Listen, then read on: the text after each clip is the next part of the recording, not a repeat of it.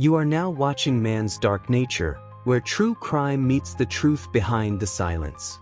Here, we explore unsolved murders, recently reopened cold cases, and twisted domestic crimes that continue to haunt families and investigators alike.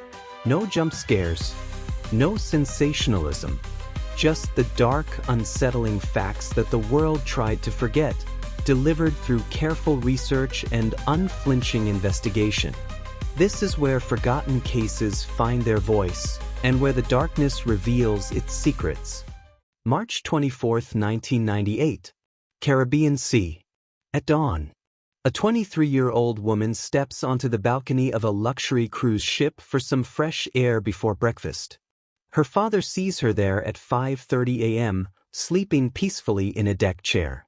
30 minutes later, she's gone. Amy Lynn Bradley vanished without a trace from the Rhapsody of the Seas, and more than 2 decades later, her case remains one of the most baffling missing persons cases in modern history. But here's what makes this case different from every other cruise ship disappearance. Multiple witnesses claim they've seen Amy alive over the years. A taxi driver on the day she disappeared. A Navy officer in a brothel. 2 Canadians on a beach. A woman in a department store restroom. Was Amy Lynn Bradley a victim of human trafficking? Did she fall overboard? Or is she still alive somewhere in the Caribbean, trapped in a nightmare she can't escape?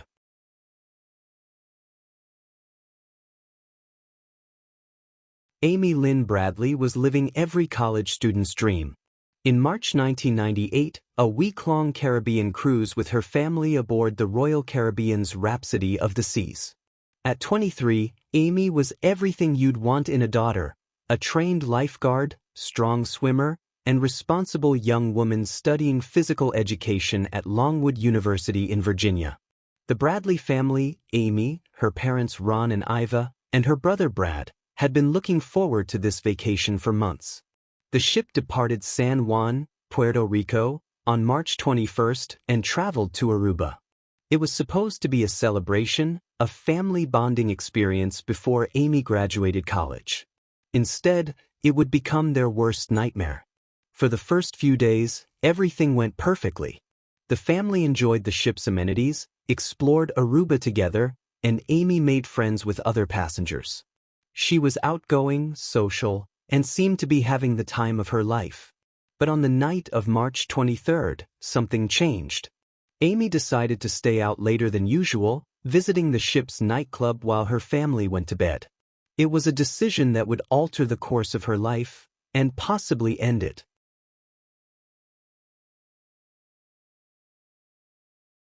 In the ship's disco that final night, Amy met someone who would become central to the mystery of her disappearance: Alister Douglas, a member of the ship's band who was given the nickname Yellow due to his dyed hair. Video footage captured Amy dancing with Douglas in the nightclub. Witnesses described them as friendly, dancing together multiple times throughout the evening. To observers, it looked like a typical cruise ship romance. A young woman enjoying herself with one of the entertainers. But was there something more sinister happening? Around 1 a.m., Amy returned to her family's cabin. Her brother Brad was still awake, and they talked briefly before Amy said she was going back out to get some fresh air.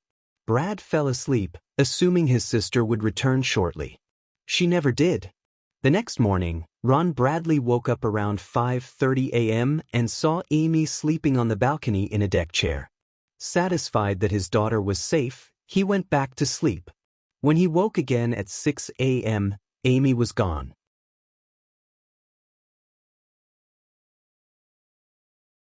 What happened in that crucial 30-minute window between 5:30 and 6 a.m.? The evidence paints a disturbing picture. 3 separate witnesses saw Amy on the upper deck with Alister Douglas around 6 a.m.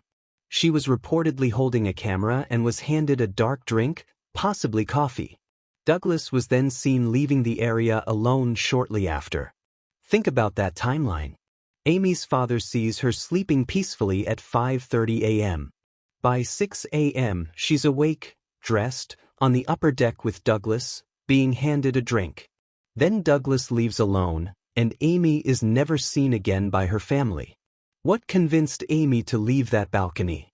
What was said to her that made her get up and go to the upper deck? And most importantly, what was in that drink? When the Bradley family realized Amy was missing, they immediately searched the ship and alerted crew members. But the ship's response was disturbingly casual. They treated it as if Amy had simply overslept or was somewhere on the massive vessel.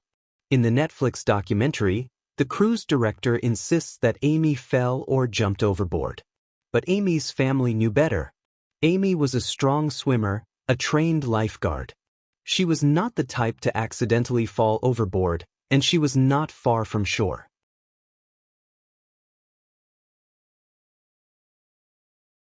When the ship docked in Curacao that morning, the Bradley family's worst fears were confirmed. Amy was nowhere to be found. The FBI was called in, and what they discovered during their investigation was deeply troubling. Alister Douglas became a key figure in the investigation. The FBI grilled him extensively, and he even agreed to take a polygraph test. But the results of that polygraph have never been made public. Douglas claimed he left Amy on the deck around 6 a.m. and went to bed. He insisted he had nothing to do with her disappearance. But investigators found inconsistencies in his story, and his behavior raised red flags. The ship's crew was also questioned extensively. What emerged was a picture of potential negligence and possibly something worse. Had Amy been targeted? Was her disappearance planned? Or was she simply in the wrong place at the wrong time? The FBI eventually offered a reward of up to $25,000 for information leading to the resolution of Amy's case. But despite the substantial reward, no concrete evidence has ever emerged about what happened in those crucial morning hours.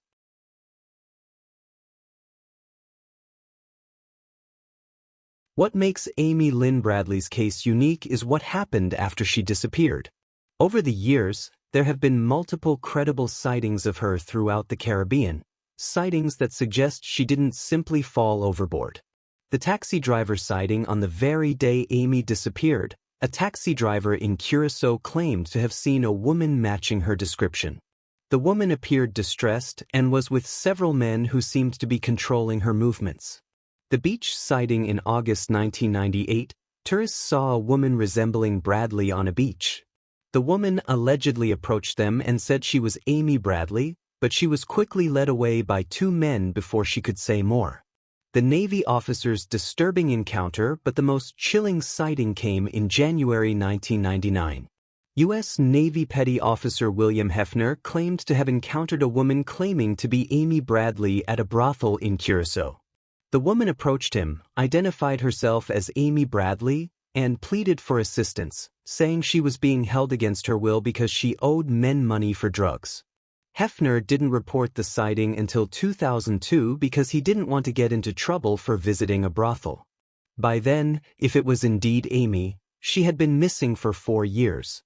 Additional sightings. Other reported sightings include a woman in a department store restroom in Barbados who allegedly told another customer she was Amy Bradley and needed help. Each sighting follows a similar pattern.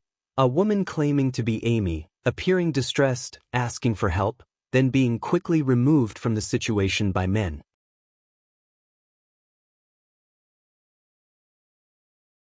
The pattern of sightings has led investigators and Amy's family to a horrifying conclusion. Amy Lynn Bradley may have been kidnapped and forced into human trafficking. The evidence supporting this theory is circumstantial but compelling. Multiple sightings of a woman claiming to be Amy in brothels and controlled situations. The presence of men who quickly remove her when she tries to ask for help. The Caribbean location, which is a known corridor for human trafficking. Amy's physical appearance, young, attractive, American, fitting the profile of trafficking victims. The theory suggests that Amy was drugged that morning on the ship, possibly by Douglas or someone working with him, then smuggled off the vessel in Curacao.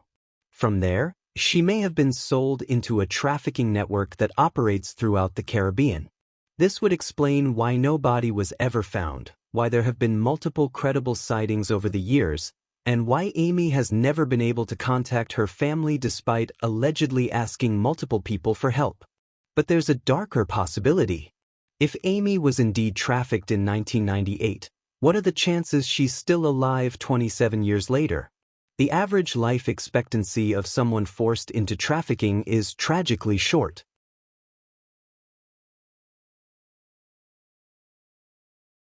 Ron and Iva Bradley have never stopped searching for their daughter.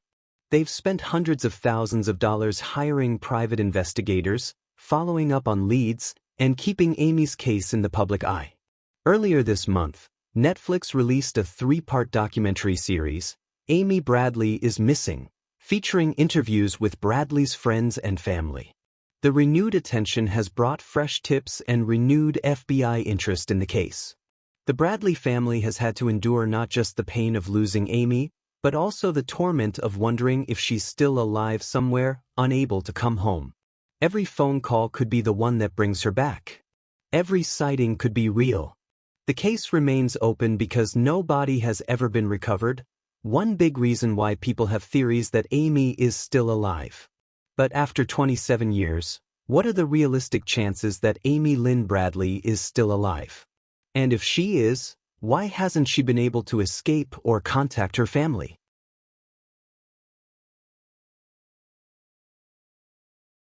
Where the trail went cold. Amy Lynn Bradley's disappearance represents every family's worst nightmare. Losing someone you love in a place that should have been safe under circumstances that make no sense. The evidence suggests 3 possibilities. Accidental death. Amy fell or jumped overboard, despite being a strong swimmer near shore. Murder. Someone killed Amy that morning and disposed of her body. Human trafficking. Amy was drugged, kidnapped, and sold into a trafficking network. The sightings over the years suggest the third option is most likely.